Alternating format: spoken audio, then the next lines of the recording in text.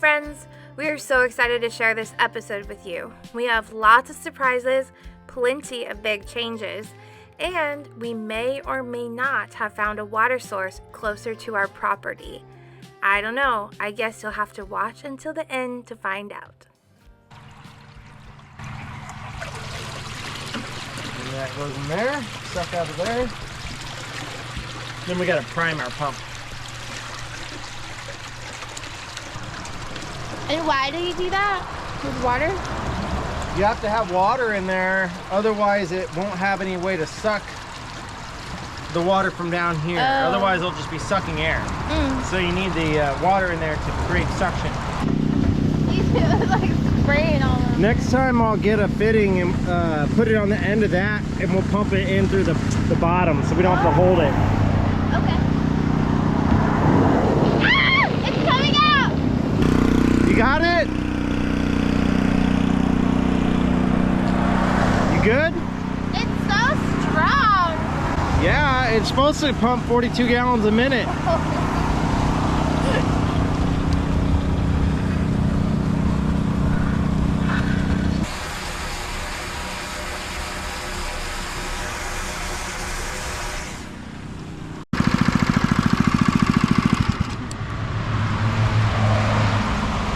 Yep.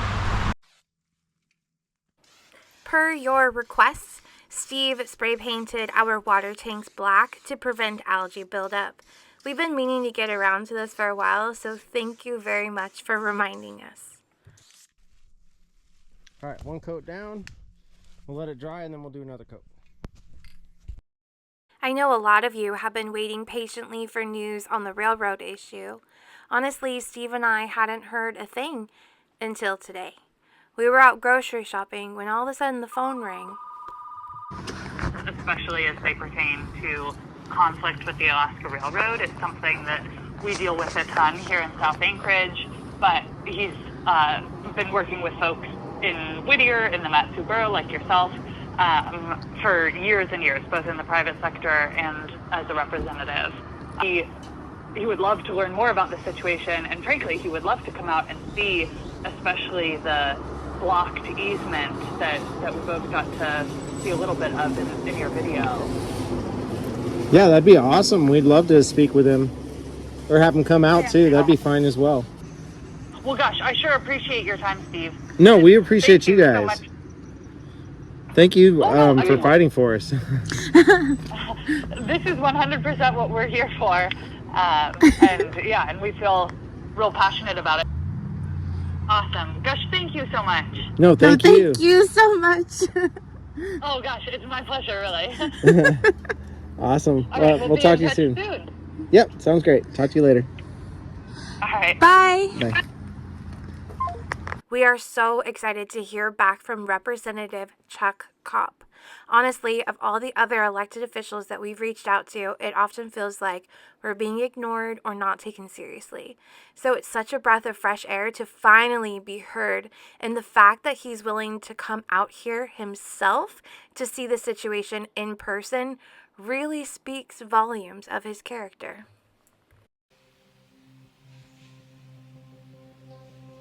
Out here in off-grid Alaska, or anywhere off-grid for that matter, every little bit of energy matters. In the summer months here in Alaska, we get roughly 19 hours of daylight, so the sun is our greatest resource during these long days.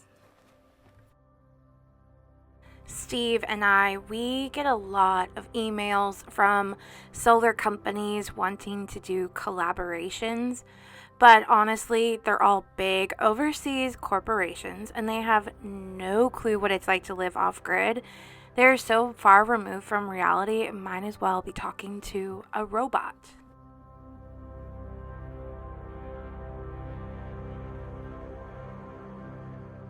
When we found Backwoods Solar, we were ecstatic.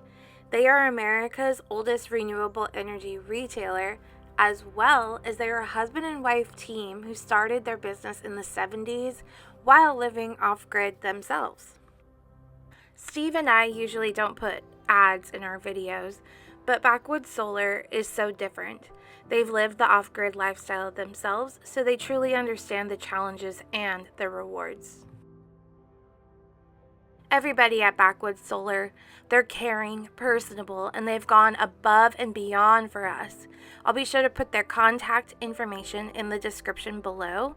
Our friend David, he is the go-to guy and he is awesome. Thank you, Backwoods Solar.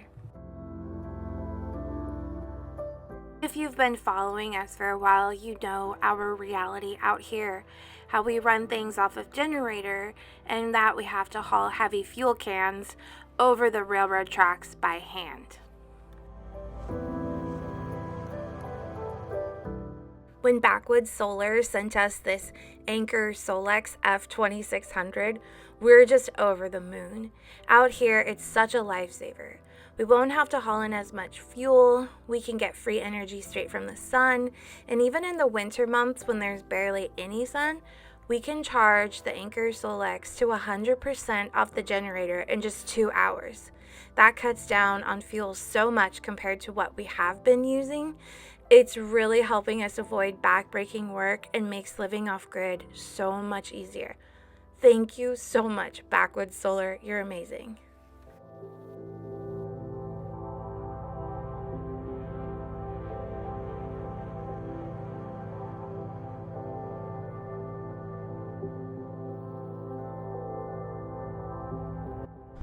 One nice thing about the Anchor Solix app is it shows you everything about your battery in real time. So right now connected via Bluetooth, and it shows I'm charging with 1300 watts. We're at 17% and 73 degrees is the battery, which is nice and fine. 100 watts output and everything else is off. But if I had something plugged in over here, it would show it. Same with the car chargers. You can turn on power saving mode. You can also turn it off. Now I have no power in the cabin, just like that.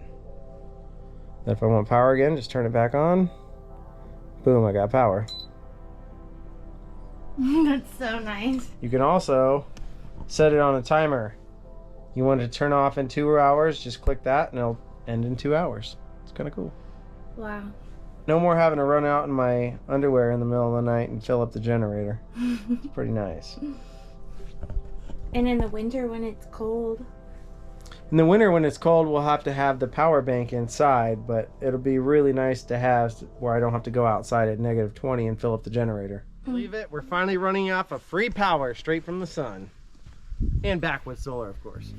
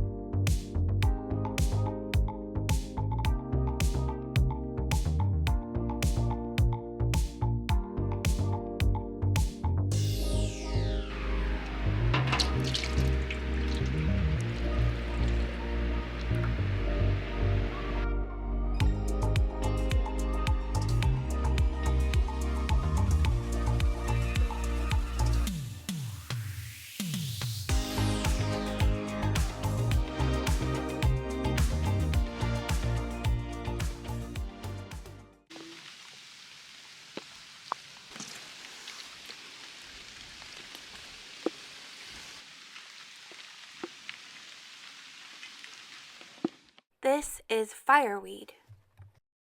In our previous video, I received a lot of questions asking about the flower I was picking. Fireweed grows in many states, but here in Alaska, we consider it our calendar plant. As the flowers bloom from the bottom up, the season is marching along, and when the very last blossoms reach the top, this means that summer is nearly over and fall is right around the corner. Fireweed is super versatile. You can make jam, fireweed honey, tea, all kinds of good stuff. But today I'm going to try making something a little different. I want to practice making a homemade diaper rash cream for our baby that's on the way. Fireweed is packed with skin-loving benefits. It is naturally anti-inflammatory, so it calms redness and swelling. It's antibacterial, antifungal, and full of antioxidants that support healing and protect delicate skin. I am infusing fireweed with coconut oil, low and slow, for 2 hours. Any longer can start breaking down the beneficial compounds in the fireweed. I'm using coconut oil as the base because it's also naturally moisturizing and antifungal.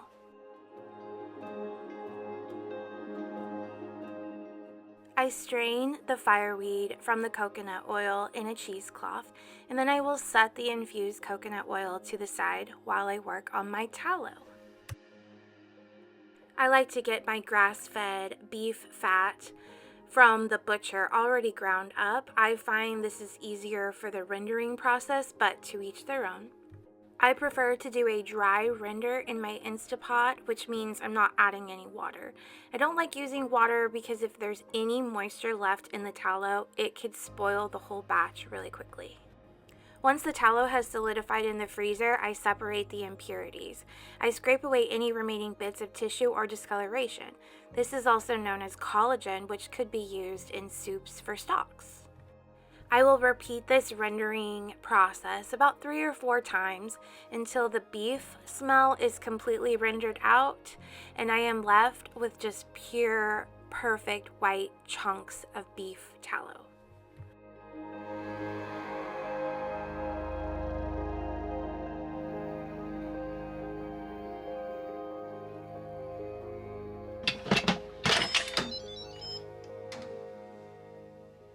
My grandpa was a butcher, and he always had the softest hands from cutting beef all day. Beef tallow is a natural fat that's amazing for your skin. It's packed with vitamins A, D, E, and K. Its fats are similar to what our skin naturally produces. That means it locks in moisture, soothes irritation, heals rashes, eczema, and dry, cracked skin.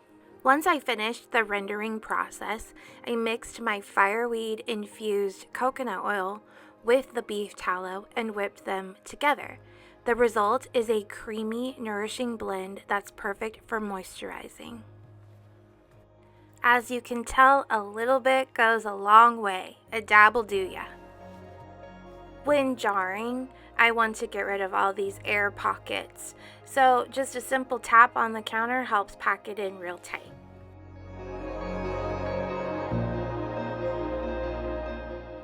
And then there you have it. So many products all in one.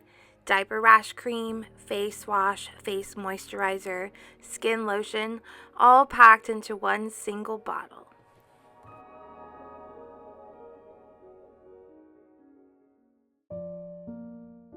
I want to take a moment to thank our subscriber, Patricia. Patricia, you are so sweet and thoughtful. Thank you so much for this handmade quilt that your grandmother made you. This is so precious and truly means so much to me. We are going to cherish this quilt and use it for Sawyer. I'm sure he's going to love it. Also, oddly enough, he is due around the same time as you were. So this is exciting. In the book that our neighbor wrote, because she grew up around here, right? She speaks of a spring. She said, with no well for water or plumbing in the old hunter's shack, now our home, Dad said there was a natural spring about a 1/4 mile from the shack on a narrow trail through the woods. A spring! The spring water would have to be packed up by buckets and stored in a larger drum for drinking, baths, and cooking.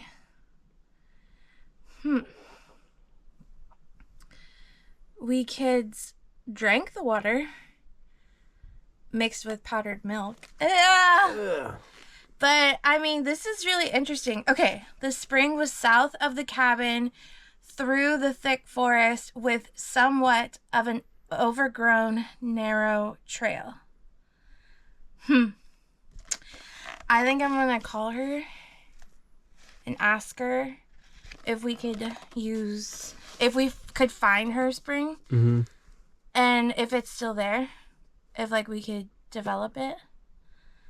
That's a good idea. Because if it is, that's on this side of the tracks. That's so much easier for us.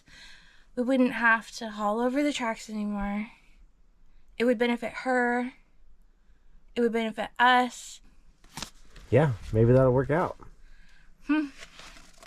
I'll call her tomorrow and see. Anyway. The very next day, I contacted our neighbor, and sure enough, she said if we could locate the spring, we could use it to our heart's content. But she did advise that it has been abandoned for about 50 years, so it might be a bit of a hassle. We're driving that way? Let's walk in. Oh, I see another marker. You see a marker? The four-wheeler trail is hooking right here. It comes down to here. She mentioned the trail. Okay, I think you're on it. She mentioned the shed. A marker. Trail marker, okay. She said it's basically a big hole in the ground with wood over it. Okay, go. Let's read it again.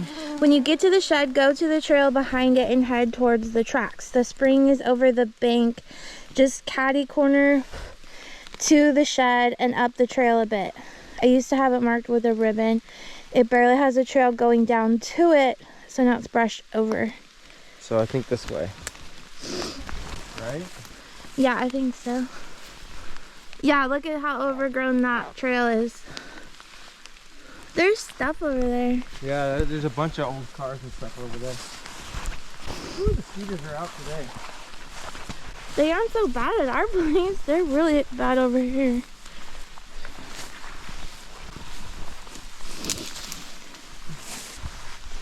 So the trail would go to it? I think so. I don't know. I think it would, right? There's the bank. So she said down the bank? Or over it? Oh, yeah, I see a little trail. Although maybe we went the wrong way because we're not heading towards the tracks. The tracks are more... Oh, The tracks are that way. okay. So let's maybe keep going down this trail.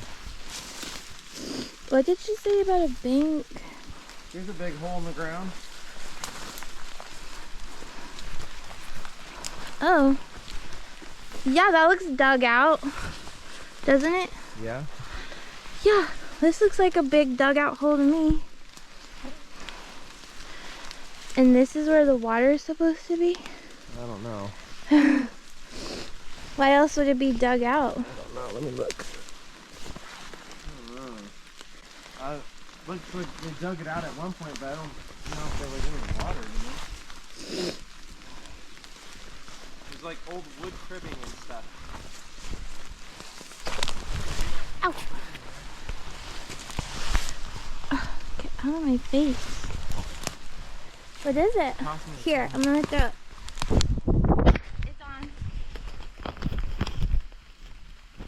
What is it? I don't know if it's like a mine shaft or what it is. It looks like a mine shaft. We ended up going home at this point because the mosquitoes were so thick and we were ill prepared.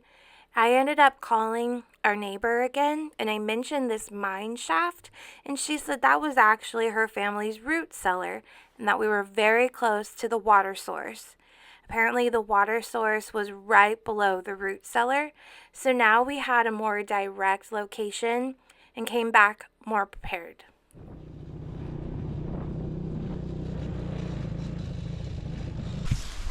Pretty steep.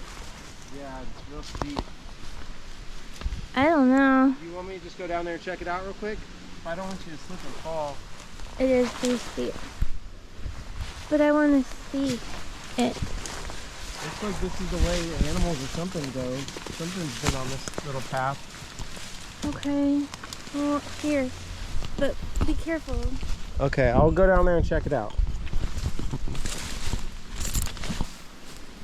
Okay.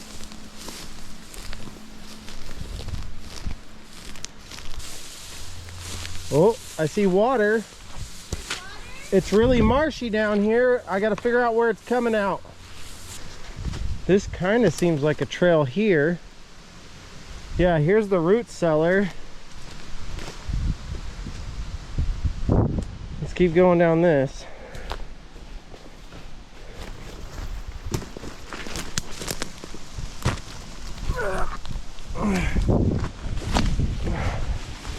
Oh, is this it? That doesn't look very good.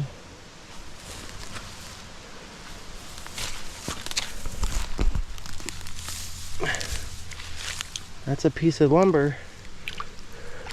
Something. All right, I found it. I found it! Not much of it left. It's gonna need excavated and everything. Oh, I see. There's a huge hole down here they dug out. Oh no, kind of swampy looking water. It's gonna take some work to get down here, probably to develop it as well. Everything too steep? You need a hand, honey? All right, we found it. This is the remnants of the old little well house that they had built here, a spring house thing. So I think we're gonna have to dig all this out and clean it up and make some sort of like fresh catchment system for it or something. I wonder if they had that submerged in this hole, had this hole dug out better, and then they pumped it up the hill somehow. There's another thing right there. Yeah, I'm wondering if they had a pump inside that and use that as like a screen or something. See all the holes in it? All right, we found water. Woo! Eureka! Now we got to figure out how to utilize it. I think we need to dig out all of this area out here where it's seeping out of this giant hill. I think we need to dig it out, kind of figure out the exact source of where it's coming from, and then somehow dam it up to where we can make a collection space out of it and keep all the bugs and whatnot out. And then I also got to figure out how to get the four-wheeler down here. I have to cut out a trail. It might take some work, but I think it'd be easier for us to come down here, pump it into a tank, and drive straight to the cabin than have to haul everything over the tracks. Yeah.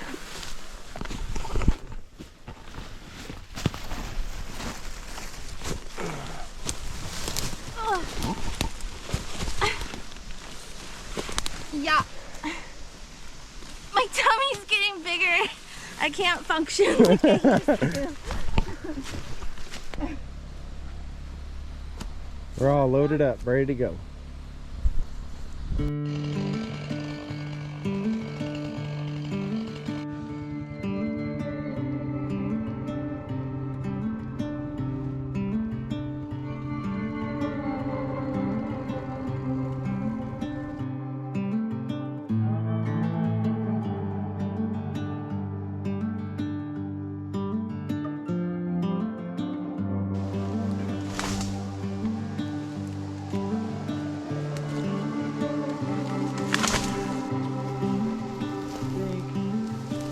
All the debris out of the way where the old shed was, which is over there.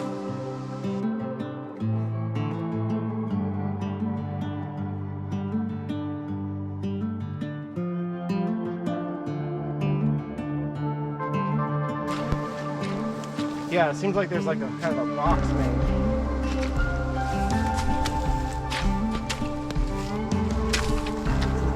Grass just kind of grew up over top of it.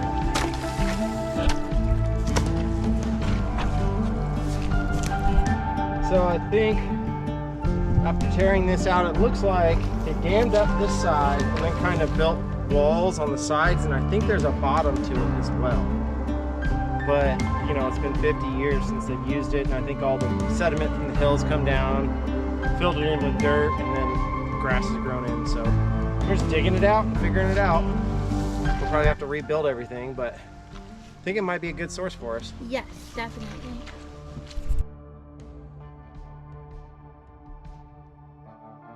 Yes. Let's scratch it.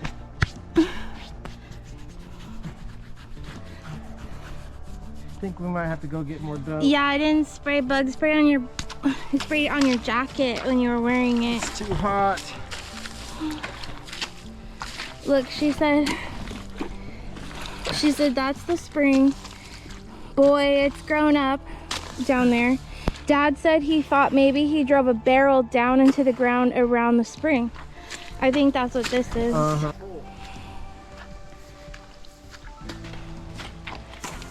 Watch, we're gonna come back tomorrow and it's gonna be a huge lake.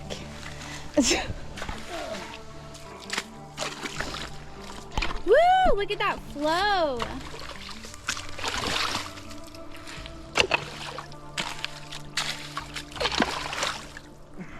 Sorry, honey.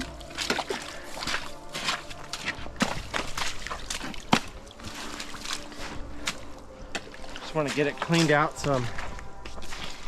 Yeah, so it could just flow. Yeah, and so we can see where the Good water's coming out. thinking, you're so smart. I'm just keeping the mosquitoes off of Steven.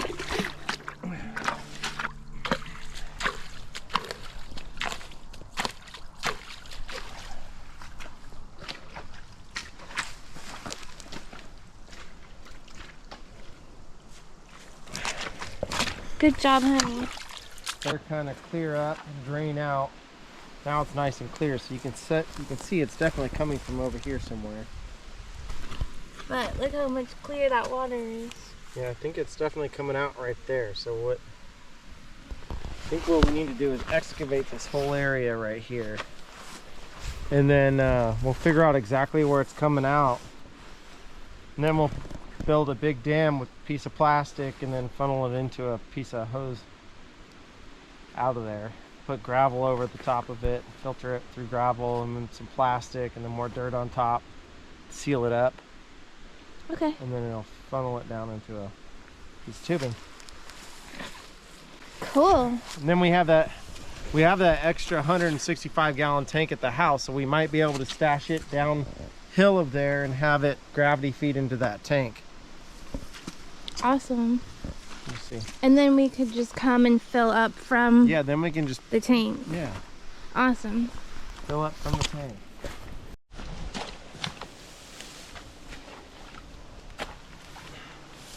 There it goes. Whoa. Yeah, that looks like a crib.